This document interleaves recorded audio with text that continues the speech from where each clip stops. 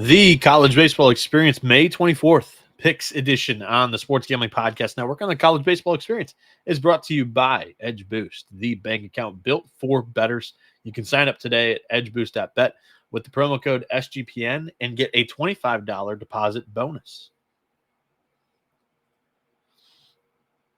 What is going on, everybody? Welcome back into the College Baseball Experience. My name is Noah Bieniek, and we are going to run through the entire slate here of games that we have first pitch for, and the 10 or so leagues. There's like 11 conferences that frequently get betting odds. Today, we will have most likely 14 tickets punched into the NCAA tournament. So it is one of the best days of the year in the college baseball season. I'm going to walk you through a lot of those games. And if not those specific championship games, they're kind of like the loser bracket games that will send the winner into the championship game that will then be played later on tonight. This slate specifically for the betting today, a lot of the games are early on. I think I wrote down 19 matchups, and 15 of them are happening before 2 o'clock. So it's just that type of day today where, like I mentioned, the loser bracket games are in the morning, and then the championship games will be at night. It's going to be absolutely loaded. They'll be going off like bang, bang, bang. It'll be a very, very fun day. Without further ado, I want to get through this, and that way I can get it up on the podcast platforms as well. And people that are listening on that side of things will be able to hear this before a lot of these first pitches, because they'll be beginning pretty dang soon. And I also got to get a couple hours of shut eye before they do begin. Xavier 82 saying hell yeah, damn right. With maybe I added the damn right, but Ole Miss does play today, so it called for it. Game number one on the schedule today that I'm going to run through is UTSA and Tulane playing each other in the AAC. This is the bracket one final for AAC. If Tulane were to lose a game to UTSA here in the morning, they would then play again in the afternoon. The winner of this bracket plays the winner of the other bracket on Sunday for the AAC tournament championship in a one and done, one game go home type of deal.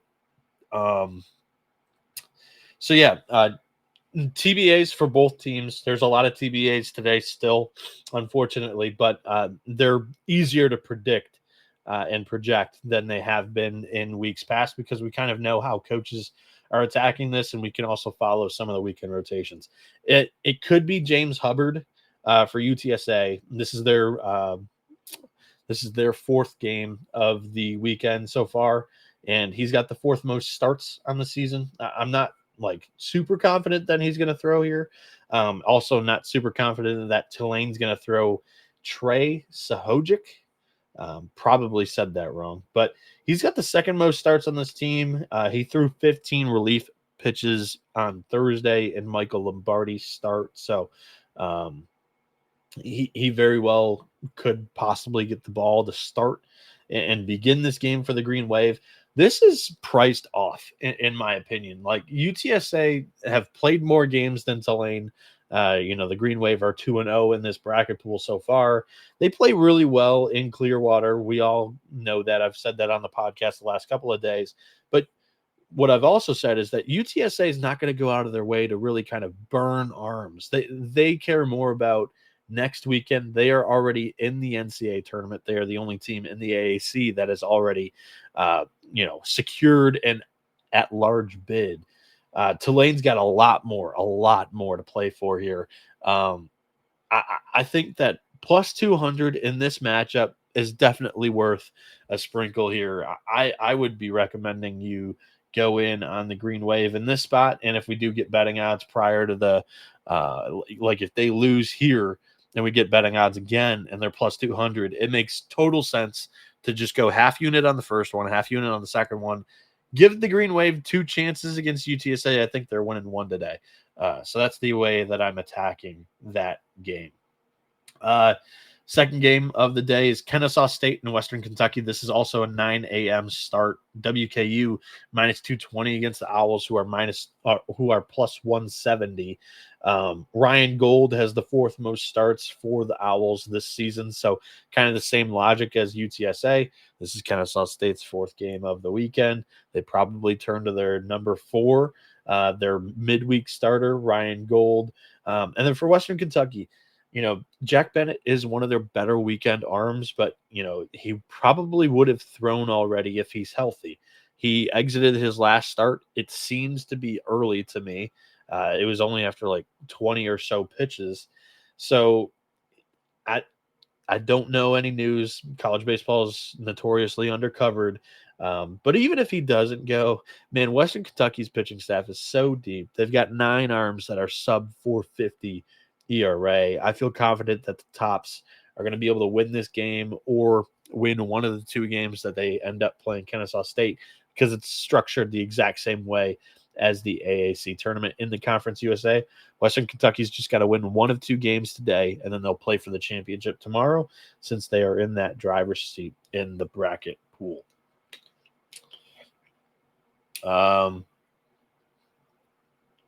At 10 a.m., so the Big Ten got washed out yesterday with all that rain. Unfortunately, my Nebraska moneyline play wasn't able to, come to fruition. And that place is going to be an absolute madhouse. I don't know if any of you saw the highlight clip of it, but they were displaying the Nebraska softball game because the Cornhuskers are in the Super Regional in Knoxville.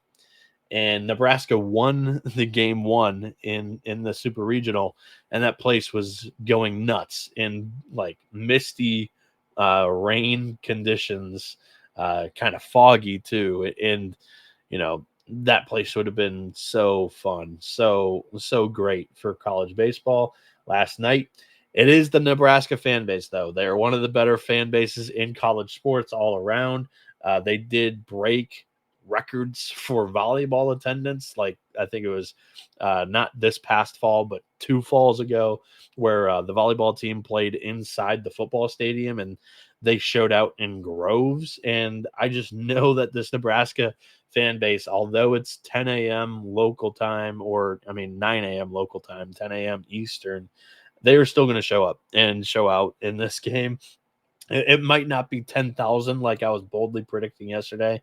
It's going to probably be like 6,000, but that'll be good. I mean, that's a good crowd in college baseball for 90% of, environments and stuff like that. Just at Omaha, it's not nearly going to be as filled out as I thought it was going to be. But still, like, Nebraska's got a shot. They're now plus 300 for what it's worth. Oregon minus 425. The total is set at 9.5. It's going to be a Johnny Holstaff day for Nebraska. Yesterday, I was kind of projecting it to be Jackson Brockett, but it does not have to be Brockett. It could be Tucker Timmerman, who threw in that first game in relief, didn't go too deep. He could come back and start this game, because this is the biggest game of the Big Ten tournament for Nebraska. There is no semifinal without winning this game if you are the Cornhuskers. So you're going to do everything in your power to get this thing done. They're going up against Grayson Grinzel, and everybody knows the deal. He's got a 0.95 ERA in his last 5 starts. This guy is super, tremendous. He's 9-2 on the season, 2.33 ERA and 88.2 innings, 93 strikeouts, just 26 walks. He's not going to blow anybody away. It's like low 90s when he's really bringing it, but honestly, high 80s. It's a 307 Sierra. So if he gets hit a little bit, they could be able to put together a rally or 2 and, work his pitch count and get him out in like the 6th inning, get to that Oregon bullpen. That's kind of been one of the weaker spots of the Ducks team, and Nebraska's kind of cooking. They still got to do quite a bit to win the game, though. That's why they're plus 300. But I think it's worth a shot. Javier Gorlick, shout out to him. I believe that's probably his brother for Stetson, who was pitching yesterday. It was lights out. And Darian Mercurio saying that Point Park got the biddies.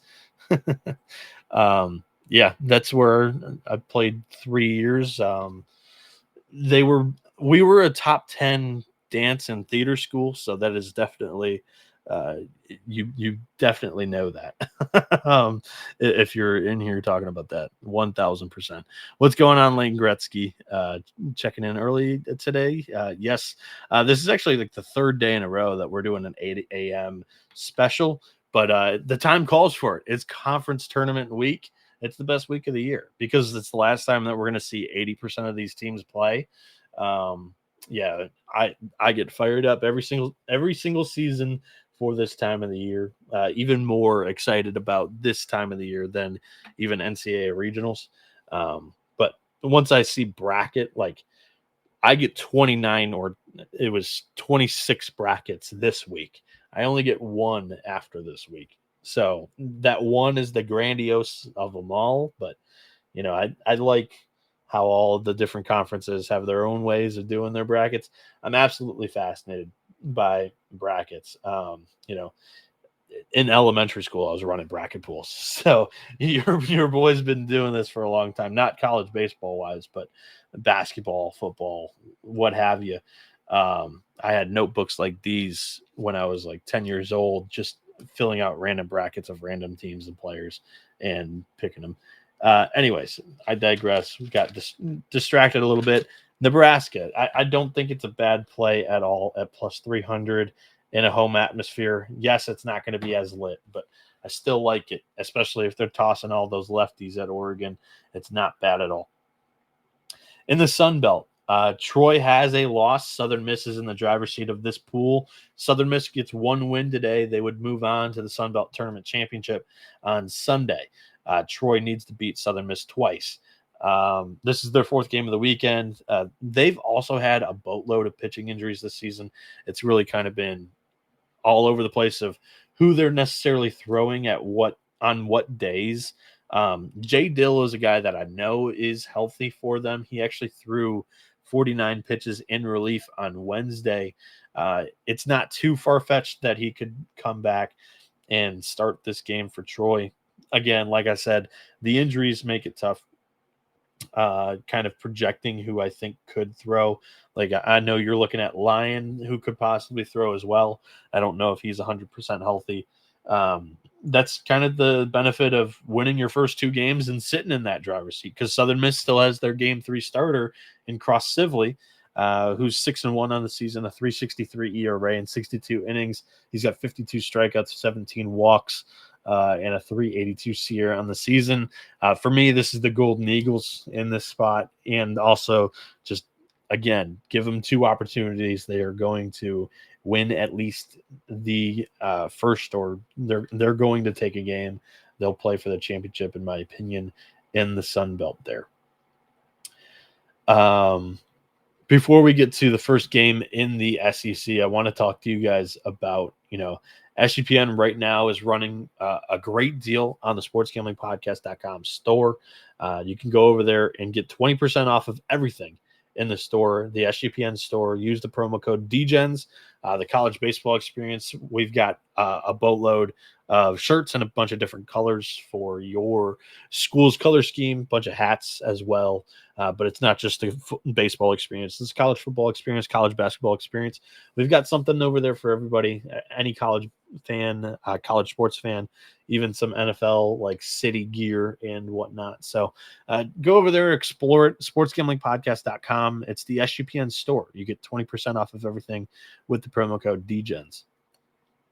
And the college baseball experience is brought to you by Edge Boost. It is the first ever bank account that is built for bettors, which ensures that all gambling transactions are approved. There are no usage fees, no minimums. You can earn cashback rewards and get a 100% approval on all betting deposits as well. Go over there and sign up today at edgeboost.bet, promo code SGPN. Deposit $25 and Edge Boost will match that deposit. Edgeboost.bet, promo code SGPN. And the college baseball experience is also brought to you by Underdog Fantasy. Right now, they are going long on their pick'em platform for the NBA playoffs with their extender bonus. Hop in on game 1, and the longer that the series goes, the bigger that the bonus will get. Sign up today with the promo code TCESGPN to claim your special pick plus first-time deposit offer up to $1,000 in bonus credits. UnderdogFantasy.com, promo code TCESGPN.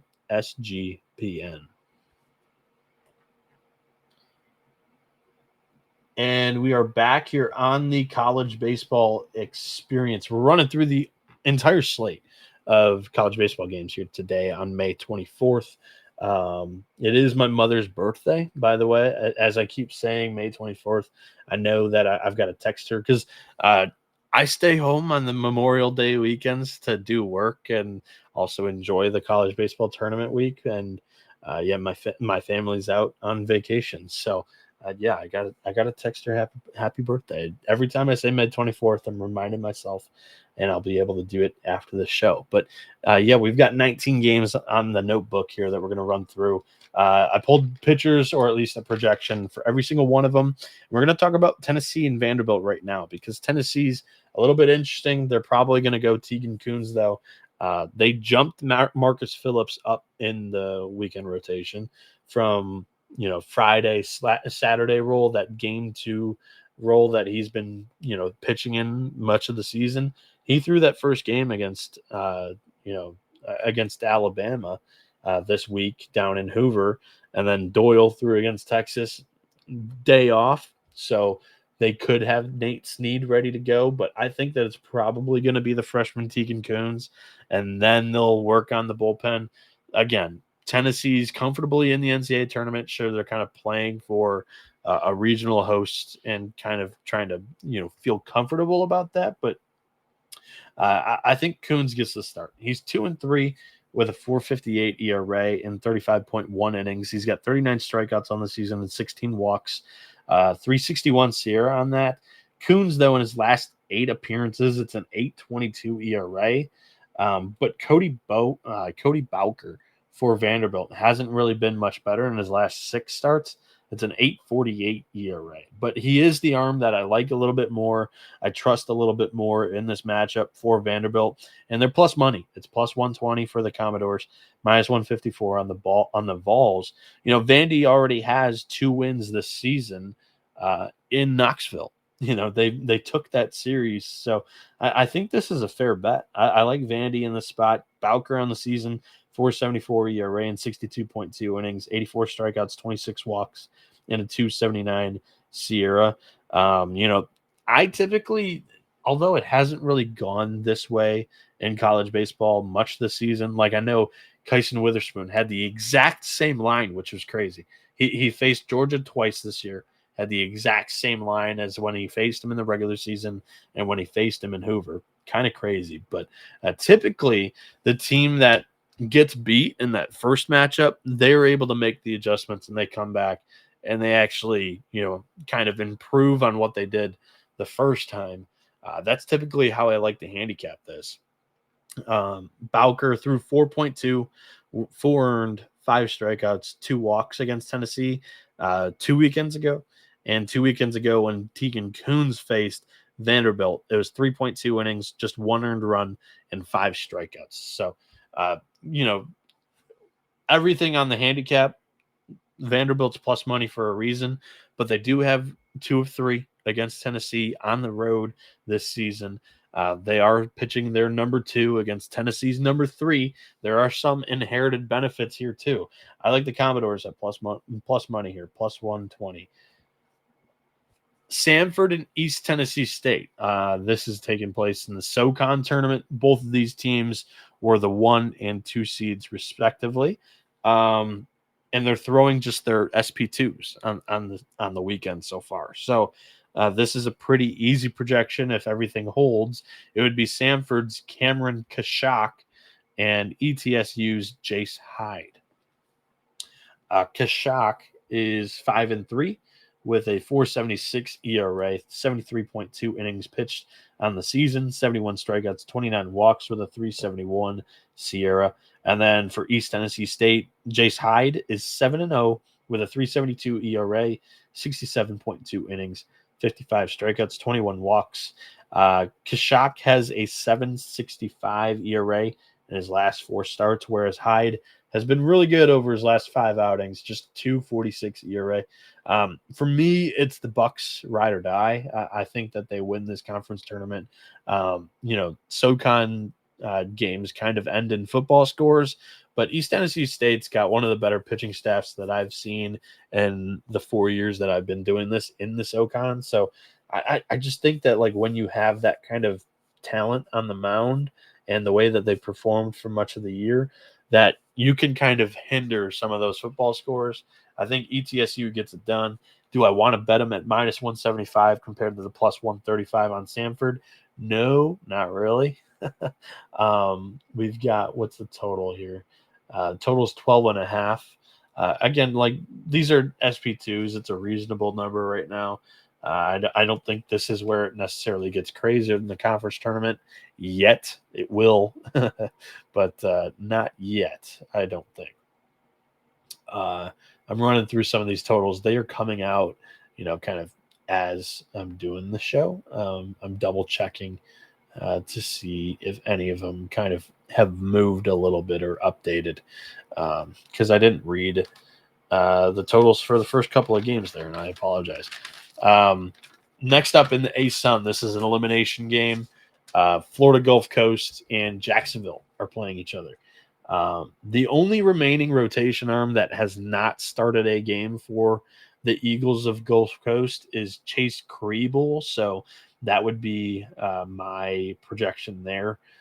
Not like crazy confident that he's throwing for them, and I'm not really crazy confident that Blake Barquin is throwing for Jacksonville. He's a midweek starter on the season, and he did throw 25 pitches in relief on Wednesday. They've kind of burned through their week. Both of these teams have kind of burned through their weekend rotations already. So this will be a really interesting matchup. I think it comes down to the offenses, and I think that Florida Gulf Coast has a slightly better one. Both of them are quality teams, quality programs, but I'll take Gulf Coast. That would be my pick there. This is a really interesting one. So we don't have betting odds on it still. But the Big South Championship game, it's the first game of possibly 2. Upstate's in the driver's seat. They would need to lose 2 to not go to the NCAA tournament. The Spartans of USC Upstate have never gone dancing. They've never been in the NCAA tournament. They are playing Charleston Southern in the championship game here. No betting odds, like I said, so we're not going to spend a ton of time. But Upstate, like, they still have their Game 3 starter ready to go. And even in their game notes, they have listed Chris Torres as the starter for this game. He's 7-4 on the season with a 4.99 ERA in 70.1 innings, 71 strikeouts, 23 walks. He's got a 3.62 Sierra. Opponents are hitting 2.97 against him. And in his last 5 starts, he's kind of got a squeaky wheel. It's a 6.33 ERA in that span. Charleston Southern, though. So this is their, I think, 5th game of the week. The offense is great, and that's why they're winning a couple of these shootouts. They're able to put up 10-plus runs in games kind of easily, honestly. So I think they might be able to get to Torres. It's just whether or not they'll be able to keep Upstate down in the process. It was a tough projection for Charleston Southern. Kind of they've used more of the starting pitchers that they've thrown through the back half of the season, but the name that I settled on that I wouldn't be surprised if he throws, again, this is a TBA, Nick Timpanelli. And it's a really interesting name because Nick Timpanelli was their opening day starter. He was, at the beginning of the season, the arm that they felt most comfortable about, and he's had a rough season. He's started 8 games, hasn't thrown yet this weekend, but, kind of was removed out of the rotation 3 weekends ago. It's that. To me, this is like the perfect culmination of we believed in this guy from the get-go this season. He puts it together for one start, and they beat Upstate in this game. It goes to a game where whatever for their Big South tournament. It goes to the final game, a sudden death winner go home between Charleston Southern and Upstate. If I'm right, that would be a hell of a call. I don't know what the betting odds are going to spit out to. So I went over to collegebaseballinsiders.com. It would list USC Upstate minus 1,300. They would be minus 1,300 in this game against Charleston Southern. I kind of like the Bucks. I kind of like the Bucks in this one if Timpanelli goes. Again, it's just a TBA projection there. So, and we don't even have betting odds on it. So we'll move on to the A10, which again, not comfortable with this projection. Rhode Island, I feel a little bit more comfortable. This is the championship game also of the Atlantic 10, by the way. Rhode Island's in the driver's seat. They would need to lose 2 games to the George Mason Patriots to not go to the NCAA tournament. The Rams are playing their 3rd game of the weekend. So their game 3 starter for much of the season has been Jake Cullen. He's got 9 starts on the year. His last 3 starts have been rough. 9.38 ERA in that span. Daniel Elliott could possibly get the ball for George Mason. I think this is their 6th game that they've played this weekend, or this will be their 6th game. So they are really running low on pitching. Elliott threw 41 pitches in relief on Wednesday. He does have some starts under his belt. He could be a guy that they trot out here. But yeah, for Cullen on the season, 5.88 ERA, 49 innings pitched, 45 strikeouts, 31 walks, and a 4.89 Sierra. Again, no betting odds on this one yet. I went over to College Baseball Insiders. Their model would have had Rhode Island minus 246 in the matchup.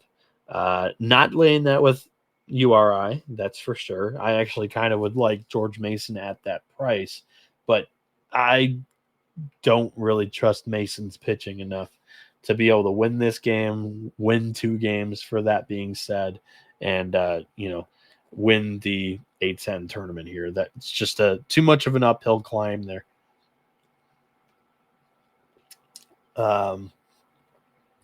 In the Conference USA tournament, we've got Jacksonville State against Dallas Baptist in the other pool final. It's DBU's 3rd game that they've played. Jacksonville State played them super, super tight. The pitcher that they threw the other day, his name is escaping me, had an all-out career day against DBU. He threw 8 innings, allowed just 1 hit. It was crazy. And then DBU got to the reliever of the 1 inning, and they win the game. So that sucked for the Gamecocks. But once again, they played themselves into this game, and they still have their midweek starter ready to go. Carson Bonaparte has had 8 starts this season, and hasn't pitched yet this weekend. I think it's probably going to be Bonaparte. For DBU, I can't remember what game it was. It might have been the last one against Jacksonville State because it was so tight. They've already used their entire weekend rotation in just 2 games. They've thrown Bucknam, Ellwanger, and Borberg. So Mason Peters is the other guy who started a bulk of games for them this season. He's 4-1 on the year, 3.82 ERA, 35.1 innings, 50 strikeouts, 14 walks, a 241 Sierra, and a 188 batting average against. That is not a bad 4th arm. Not bad at all. Actually, he would be, an ace on a lot of other Conference USA teams. His last 3 starts, he's been great too. 2.08 ERA. Dallas Baptist gets it done here, in my opinion. Then we move on to the other AAC pool final game, and that's East Carolina and South Florida. The Pirates are in the driver's seat in this one, and hint, I think they get the job done too, and they get to the tournament final. South Florida used a lot of pitching against Charlotte yesterday. They fell down early in that game, and they were chasing from behind. They needed to use kind of arms that they were hoping to use as starters later on in the tournament. I have no idea who Mitch Hannes is going to go run out there and throw. He even said it kind of in his post-game presser that, They had to be way more aggressive with their pitching in that game than they would like to, but uh, it was his words, not mine. But I always live by this too. You don't get to play tomorrow without winning today. And with like that being said, he was like, we just need to be able to kind of flip and rewrite some of the game scripts. If you're able to offensively, kind of gain a lead or put up some runs and do some damage, then you can kind of, dictate your pitching staff the way that you would want to. That's the name of the game in these mid-major tournaments. And, because they were taxed earlier by, the likes of South Florida, and I believe FAU was in their side of the bracket. That's just really, really tough for them to overcome. So East Carolina has Sean Jenkins, their freshman that they were really excited about in the preseason. He's still ready to go. He's got 10 starts under his belt this season, hasn't pitched yet this weekend. On the season, he's got a 5.66 ERA and 62 innings pitched, 47 strikeouts, 19 walks with a 4.24 SIERA. He did face South Florida last weekend. That is one thing that is going in the Bulls' favor. They actually saw him pretty well. 5 earned runs in 4.1 innings with 6 hits and just 1 strikeout. So, like I said, they saw the ball pretty well out of his hand. If Jenkins makes some adjustments, maybe he has a better outing. But in this one, should be pretty interesting. The total is 12.5 there. Again, like I said, with the amount of pitching that South Florida has already used, this could turn into a little bit of a shootout. I might like that over 12.5 there. I'll write that one down in case I'm itching for something later on. And yeah, Clemson, Georgia Tech. We'll talk about that one on the other side of this break. Because the college baseball experience is brought to you by Rhythm. They are your home for AI-backed picks and props. You can dominate the NBA playoffs, the PGA, MLB, and they also just launched their WNBA product as well that you can dominate with their models. Rhythm knows that you're going to love their platform, so that's why they're offering you a 7-day free trial. Rhythm has some amazing deals going on right now. You can get 25% off a monthly subscription with promo code SGPN25. And you can get a 50% off annual subscription with promo code SGPN50. Go over there, get your 7-day free trial today at sportsgamblingpodcast.com/rhythm. That is rhythm spelled RITHMM, promo code SGPN25 or SGPN50. And SGPN has teamed up with Circa Resort and Casino in Las Vegas. They are giving away the ultimate fantasy football experience for a 12-person league to draft in Las Vegas and be treated like VIPs during your stay.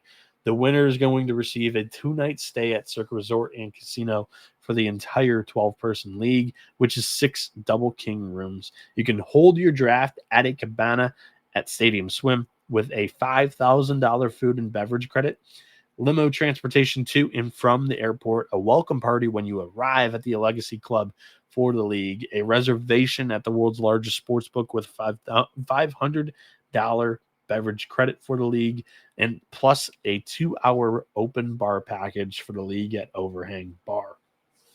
The contest runs from May 5th to June 30th. There is still plenty of time to sign up. Go over to sportsgamblingpodcast.com/circa. That is sportsgamblingpodcast.com/CIRCA. And we are also brought to you by mybookie.ag. MyBookie is your place to bet on every sport, including the NBA playoffs. For the true degens, the MyBookie money bag is also available for you there at mybookie.ag. It's easy to deposit. You can get lightning fast payouts using crypto as well. Head over to mybookie.ag. Promo code TCE SGPN for a 100% deposit match up to $1,000. Terms and conditions apply. That is mybookie.ag. Promo code TCE SGPN. And we are home free on the college baseball experience, running through the May 24th slate, giving out some picks, talking about some of the the matchups in the remaining tournament games, whether they're championship finals or loser bracket games that would send a team to that championship final, or some of these pool play, bracket play tournaments where the winners of the pools will match up tomorrow in a championship game. Clemson, Georgia Tech is where we left off. Tough projection for Clemson, who they're going to throw. They've been all over the place the entire year. They've kind of, tried so many things, had a couple of injuries as well, 2 preseason injuries to 2 of their weekend starters, or at least projected to be. Then they added another injury with a guy that they were working as a starting pitcher, and Ethan Darden. Justin Laguna kind of fell out of one of the roles, and now it's turned into Drew Titsworth, who pitched him into this position after his performance against NC State, and then Talon Bell started last weekend against Pitt. He may get the ball here, like if they just follow that blueprint. And on the season, he's only got 16.2 innings, 3.24 ERA, 18 strikeouts, 12 walks, and a 4.34 SIERA. During 7 innings pitched in May, he has a 6.43 ERA. Again, not confident in really anything that Clemson's going to throw out on the mound in the first 6 innings. They already kind of used Molstedt as well, so Reed Garris is probably the arm that they turn to in the back half of this game, final 3-ish innings. He's not the closer per se, but he is a trusted bullpen arm that they're able to trot out there. However, I don't know if Georgia Tech's going to really keep this thing close. We saw in the first inning, they pounced all over a Cal team that had good momentum entering that game. And Georgia Tech, albeit it's TBA, Brady Jones has been their game 2 starter for much of the back half of the season. He's 7-2 on the season, 3.80 ERA in 64 innings, 68 strikeouts, 35 walks, and a 3.97 SIERA. In his last 3 starts, he has been outstanding with a 1.50 ERA. Georgia Tech at minus 135 is going to be a bet for me. I think their lineup's loaded. Brady Jones is on a roll right now. I like the Yellow Jackets. They've got like 7 dudes that are hitting over 320. It's nuts. I know they haven't played the greatest competition the entire year, but at some point, like I think they are going to be able to continue to make these runs, especially like they've beaten Clemson once this year. They actually outscored Clemson in the 3-game series when they hosted them in April. I think Georgia Tech gets this thing done with a little bit of a starting pitcher advantage in this matchup. Good morning to Crutch, and then Ron Zeman, I think that's probably Zeman. It says, really appreciate your hard work. I appreciate you tuning in, along with the 40 others currently watching live on YouTube. Very, very cool that people tune in, and I get to do this on the side. And very, very cool. Charleston and UNC Wilmington are playing each other in a losers bracket game in the CAA tournament. I think the winner gets Northeastern, because I know they're sitting in the driver's seat. I don't know if there's a game after Charleston UNCW today to get to the championship or not, but Charleston UNC Wilmington. This is the 5th game in 3 days for the Cougars. So their pitching's been all over the place. Who are they going to throw? I don't have a great idea. Drew Medley was the name that I jotted down, but have no faith in that projection at all. For UNC Wilmington, though, Cam Bagwell has 14 starts this year. He hasn't thrown yet this weekend. He's one of their 3 weekend starters. He's 9-2 on the season with a 3.01 ERA and 80.2 innings. He's got 59 strikeouts, 14 walks, and he's got a 2.96 ERA in 13 in his last 3 starts. Sorry, not 13. Last 3 starts, 2.76 ERA for Cam Bagwell. And against College of Charleston in his start earlier this season. He went 6 innings, just 3 earned runs there. So UNC Wilmington, I feel pretty good about them winning this game. Minus 188, though, in this matchup. I'm not necessarily running to the counter to place that ticket. So this one's kind of a wait and see to see if this line comes down at all. I doubt that it does, but UNCW could be a parlay piece. It might be maybe how I would handle it here on UNCW. The next matchup on the list is Marshall, Coastal Carolina. Here's another parlay piece for you guys. Marshall has kind of, thrown their entire weekend rotation already. Their two best options, in my opinion, are two regular relievers. Peyton Jackson's been a really solid arm for Marshall this season. He could get the ball. He's already appeared this weekend. The other one would be Luke Prohl, who I think also has appeared already this weekend. But not too much. They'll probably be able to start if needed in this matchup for the Thundering Herd. Whereas Coastal Carolina, this is surprising to me that they have not thrown Jacob Morrison yet. He was named the Sun Belt Pitcher of the Year. He was 10-0 this season, 195 ERA in 78.1 innings, 81 strikeouts, 17 walks. Opponents are only hitting 179 against him. They've thrown Cameron Flukie. They've thrown Riley Eichhoff. They haven't thrown Jacob Morrison yet. This very well could be the Morrison start. And I think if it is, it needs to be a parlay piece because his last 3 starts have been dominant. It's just a 1 flat ERA there. So, Coastal is a nice parlay partner for anybody out there today in the Sun Belt. They win that game, they go to the Sun Belt final, and most likely will be facing Southern Miss. Bobby Berg says, morning, fellas. Official Straker is in here as well, saying good morning. Bobby Berg says he's tuning in from San Antonio, Texas. And Straker says, I'll have to take Vanderbilt and Georgia Tech. I appreciate your game day breakdown and picks. I appreciate you tuning in, Official Straker. In Omaha, in the Big Ten tournament here, we don't have betting odds on this game. I think the rain may have thrown, the sports books and odds makers for a loop here. We easily could have odds for this. It's not like the matchup's going to change. It's Iowa UCLA. Pitchers are confirmed for this matchup too via Game Notes. So there's no reason not to have betting odds on this.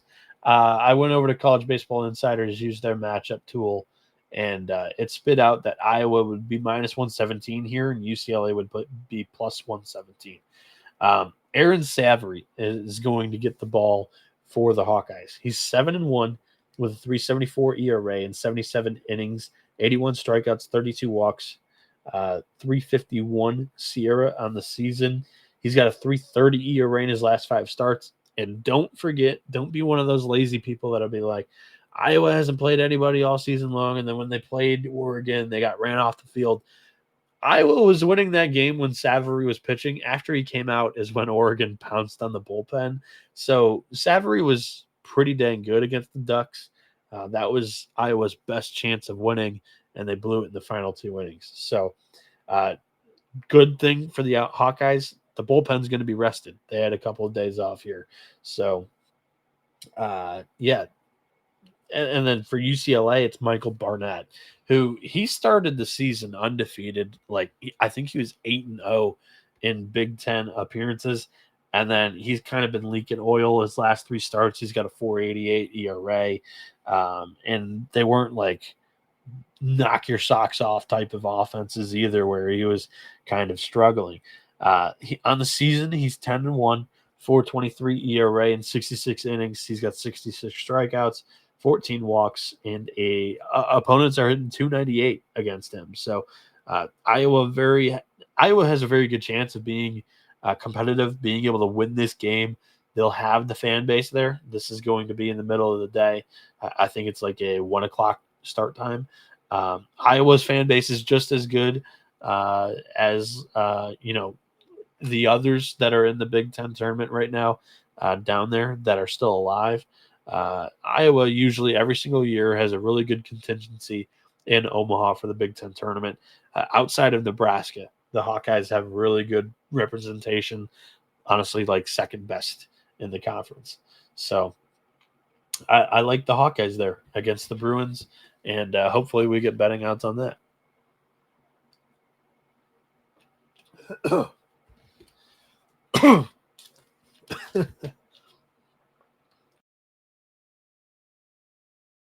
The water that I just drank went down the wrong pipe. Oh my goodness. So yeah, we've got 4 matchups left. Again, all of these are pretty much before 5 o'clock.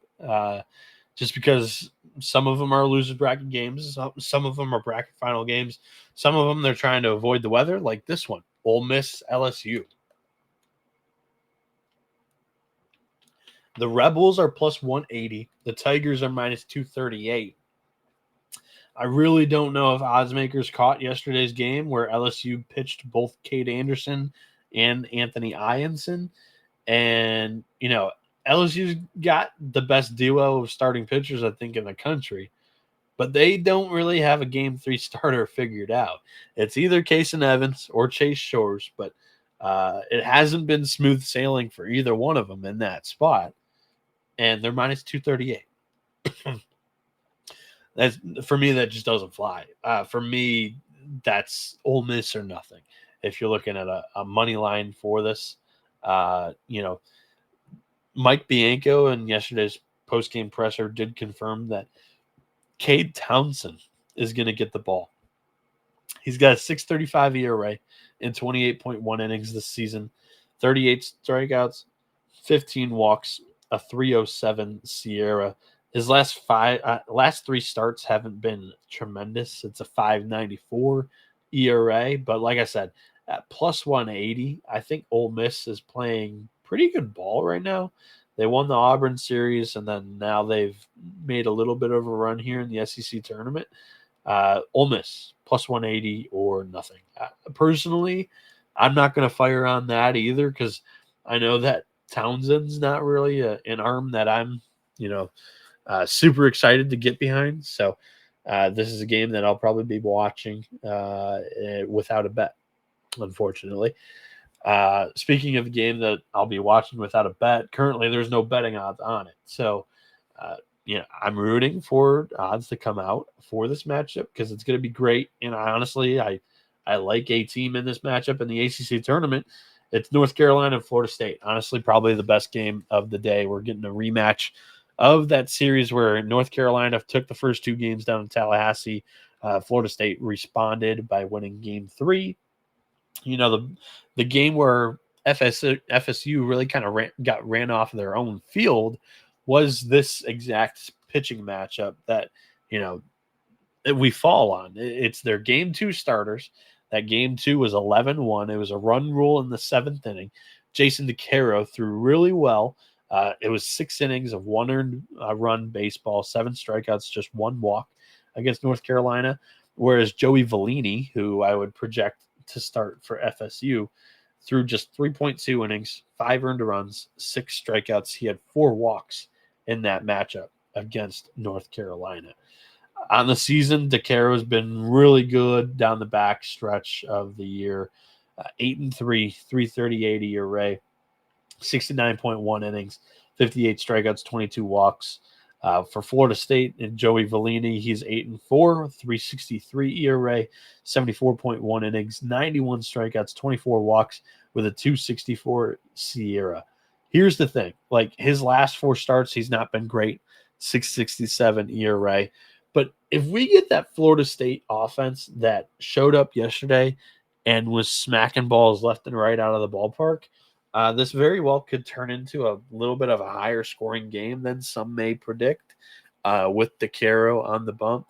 I think North Carolina is going to be able to score, 5 runs. But if Florida State comes out and does what they did yesterday, and the total's set at 11 with 2 really good pitchers on the bump, could very well turn into in a game that you want to take the over. I plugged this matchup into the predictor over at College Baseball Insiders, and it spit out North Carolina plus 120. I don't think we're going to get plus money on the Tar Heels here. I think that the books respect North Carolina much more than that model that they have publicly for free. However, anything under minus 130, I'm probably firing on the Tar Heels here. I just think that they showed in Tallahassee against this Florida State team that, one, they were able to hit the Florida State weekend rotation. Get into that bullpen for the Seminoles, and that's where it's really sketchy. Like, they do not have a whole lot of trusted arms, and of those very few trusted arms, they threw one yesterday in Joe Charles for 2 innings. I think he threw like 30, 40 pitches against Cal. They had a 14-7 lead, and they couldn't trust anybody else to go out there and shut the door. Like, it's a staff that has big question marks. So I like North Carolina. I do. I just think that they'll have the advantage the longer that this game goes. The penultimate game that we're going to talk about today is not going to be one that we dive in very deep. It's a tough projection for both teams on the mound. Creighton has used all 3 weekend arms. They are in the driver's seat. They're in the Big East final, undefeated currently. They'll play UConn in that Big East final. UConn has kind of ran the table after losing the first game to Xavier in the opening round, and are attempting to win 4 straight games to earn that automatic bid out of the Big East. They currently don't have any more starting pitching available. They could run out their ace again, but I don't necessarily think that they're going to do that in the first game. I think you try to win this first game, then you think about, all right, how's our number one doing? How's his arm? Then you throw him if he's feeling good. But you don't even want to put that kid in that position until you really, really need to. Ian Cook has been there, done that for UConn. He's not had a great year. He's been more of a reliever for UConn this season. He could easily get the ball, or if they don't trust him on the mound for whatever reason, Jude Abadessa has been a spot starter and reliever for UConn for much of the year. For Creighton, I think it's going to be Jimmy Burke, but again, like, not confident in that projection whatsoever. They've got a really good pitching staff over there, though. It's UConn's offense against Creighton's pitching. Who's going to be able to prevail? Honestly, I think the Blue Jays will. They've got 2 shots to get it done. I think it happens. I think they're able to do it. And then the final game. This is actually like a big one. It's the Big 12 tournament championship. First off, so of course it's big. But yesterday I ate shit. Like, literally ate shit with my projection of TCU starting Cademan Parker. It was a full fade. I jumped in on Kansas. TCU starts Mason Brassfield. He was all right. He went 3 innings, and then Luis Rodriguez comes out of the bullpen and was unhittable. And they won't have Rodriguez, so that's a good thing, I guess. But their bullpen's been good this year. They have Sloan out of the pen. They have there's another one that's escaping the top of my head, like a good bullpen arms. And it's probably Cademan Parker who's going to get the start here. They've had some injuries in that weekend rotation from all the way in the back in the beginning of the year. The wild card to get a start here would be Cole Klecker. He threw just an inning last weekend, hasn't appeared at all this weekend. That's the stud that was a freshman during the College World Series run in 2023. That's kind of just battled injuries the entire year. If he starts, I'll just throw all the papers in the air and just say, man, Sarlos tipped my hat, tipped the cap, I should say. But again, I think Cademan Park is going to throw at some point this weekend. And if you didn't use him yesterday, I think they use him today. He's allowed 14 runs in his last 3 starts, which has been just a total of 8.1 innings. It's been really tough to see him throw this season. On the year, it's a 5.62 ERA, 48 innings, just 33 strikeouts. He doesn't miss a ton of bats. The 4.74 Sierra is concerning as well, with the 19 walks there. And Arizona is going to throw Smith Bailey. They already tweeted out the graphic that we'll see you tomorrow, and it was a picture of Smith Bailey, who's their stud freshman that they have a lot of confidence in on the season. He's just 2-3, hasn't had a whole lot of decisions go his way or go against him, but he's got a 4.52 ERA and 65.2 innings, 62 strikeouts, 25 walks, and a 3.85 Sierra. The interesting thing, the fun thing, the thing to note about both of these teams is that early on in the year, in the non-conference portion of the season, both of these guys played games in this ballpark, in Globe Life, in Arlington. So we do have numbers from both guys in this stadium. Cademan Parker threw 6 innings. He had just 3 strikeouts, gave up 8 hits, 3 earned runs, no walks to Michigan. At the time, Michigan was coming off of a really good weekend where they had beat Virginia, so didn't know how good the Wolverines were going to do. Now we know that they're going to probably miss the NCAA tournament, whereas Smith Bailey, he hasn't really been good in his last 4 starts, but this is a guy that shows up when the lights are bright in some big spots. You know, earlier this season, that first weekend, the opening weekend during the Shriners Children's College Classic, he threw against. He went 4 innings, 5 outs, 3 hits, 0 earned, 0 walks in his first ever collegiate start. That was a great appearance. I was there in person. He was stellar that night. And then he was even better, even though he gave up 2 runs against Tennessee in Minute Maid Park. Now it's Daikin Park. He threw 5.1, 6 strikeouts, 5 hits, 2 earned against the Tennessee lineup at the time that was absolutely rolling. And I just think that you look at those 2 starts, and Smith Bailey has kind of been really good in the big moments. So I kind of like Arizona win it. Both of these teams, by the way, enter this game with great vibes. TCU's dugout nonstop, just making weird noises the entire game against Kansas. Once they got going, they didn't shut up, which is always fun. You know, I've been in dugouts like that are, you know, having a blast. And then Arizona's messing around with bananas. So, yeah, this game's going to be quite entertaining. I thought the semifinal was going to be really, really good.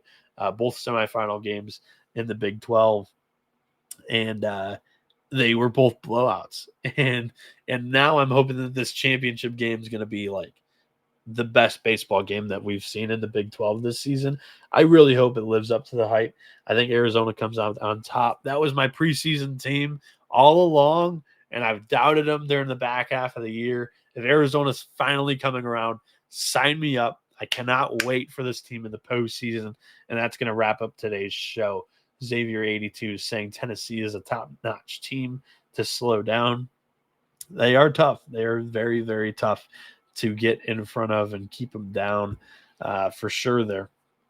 But yeah, that wraps up the slate of games that I had written down. I like Tulane plus 200 against UTSA. I like Nebraska plus 300 against Oregon. I like Vanderbilt plus 120 against Tennessee. Let's see, where else should we go? Over 12.5 is an all right look in East Carolina, South Florida. Prefer to probably pick some better spots, but Georgia Tech minus 135 against Clemson. I love Coastal Carolina as a parlay piece at minus 500. I love pair that up with we were talking about it was like a minus 180 UNC Wilmington with Cam Bagwell. Wilmington, Coastal Carolina, not a bad parlay there. North Carolina, if the matchup predictor spit them out at plus money. I don't think that we're going to get them at plus money, but North Carolina wouldn't be bad there. And yeah, that's going to conclude this episode of the College Baseball Experience. I'll be back here tomorrow. It probably will not be 8 a.m. Eastern. There's only going to be, I think, 8 games tomorrow. So 8 games. I'll be back here running through. Same thing, pitcher projections, my picks. Hopefully, I'm aiming to get that thing up by like 4 or 5 a.m., get some sleep, because it'll be a long night, early wake up, Selection Monday. Selection Monday, we're going to be currently planning on doing a live show over at 11.7. It might be a joint production of 11.7 and the College Baseball Experience. Don't know if we've settled on that yet. But last year, we had really good turnout in the College Experience live stream watch along during the bracket reveal. But 11.7 was able to bring on a ton of coaches and players that were, they were interviewing last year. I think if we're able to combine both, that would be that would be a lot of fun. So I'm going to be pitching that idea. Follow 11.7 because, like I said, 14 tickets punched today. There's nobody better than us at putting those out ASAP when it happens. Yesterday we were talking about it. It was Houston Christian who won the Southland tournament, and the official NCAA baseball account, I still don't know if they've tweeted out that Houston Christian punched a ticket in the NCAA tournament. College baseball is underreported, man. What else can we say? It just is. And we're doing our best to up the effort, up the quality. The effort's there for sure from us. We've got Dimitri over there in Italy creating graphics at 6 a.m. Italian time when he's going to be playing games today, and he'll be posting them throughout the day. Just his work ethic is incredible. Ben's a good dude with plenty of connections, and he's an encyclopedia of years past knowledge in college baseball that I can't get, and it's priceless info. So I've only really been started to follow college baseball within the last decade. If I'm calling myself a casual, just tuning in during the postseason, but the last 5 years I've been really, really in tune. It's a whole lot of fun, and I think this platform, these followers here with College Experience and SGPN, for allowing me to grow in the game and being able to cover it and continue to rise in the media space. So, soft stuff aside, College Baseball Experience, that was an awesome show. This has been an awesome week. Thank you all for tuning in. Again, the 8 a.m. shows weren't necessarily the plan, but the positive side of it is that I do get some company. We had over 50 of you guys watching live this morning on YouTube. Over 800 have tuned in through YouTube and Twitter, which is awesome to see. This has been the College Baseball Experience. And man, oh man, is the next 2 days going to be super fun with all these conference tournament championships coming to a close. But then we get the grandiose bracket. Cannot wait. It's been the College Baseball Experience. You better start thinking about yours. And we are out of here.